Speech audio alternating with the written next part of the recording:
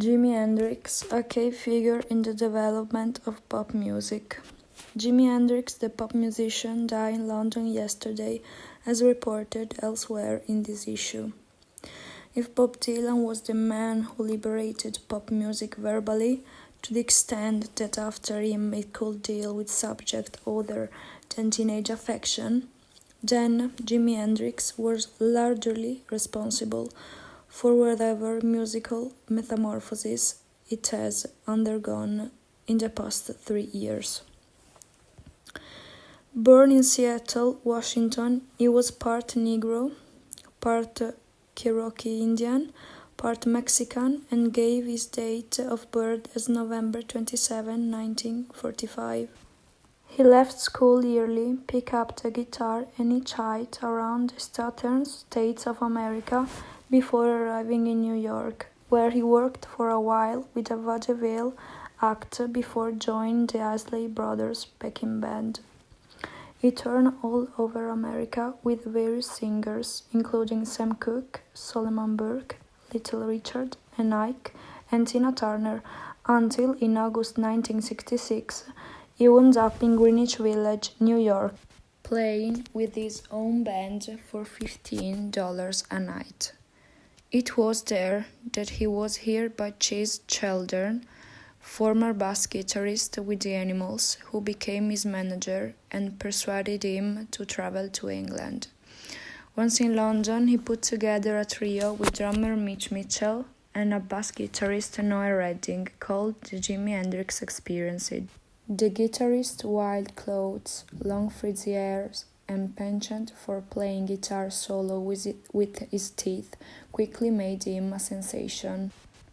His playing was rooted in the long-lined blues approach of B.B. King, but was brought up to date through the use of amplification as a musical device, and his solos were often composed of strings of feedback sound looping above the free-flowing bass and drums. The whole sound of the group, loose and improvisational and awesomely loud, was quite revolutionary and made an immediate impact on his guitar playing contemporaries. As a singer and composer, he was one of the first black musicians to come to terms with electronic facilities offered by rock music, and in songs and voice, influenced considerably by Dylan, created perhaps the first successful fusion of blues and white pop. After his phenomenal success in Britain, he returned to America, where he was banned from a concert tour by the Daughters of American Revolution, who consider his onstage physical contortion obscene. That served only to increase interest in him and rapidly become one of the world's top rock attractions. Then, at the beginning of 1969, at the height of his fame, he disappeared and spent more than a year in virtual seclusion, playing at home with a few friends. Early in 1970, he unveiled a new trio, the Band of Gypsies, and returned to Britain last month to play a rather unsatisfactory set at the Isle of Wight Festival.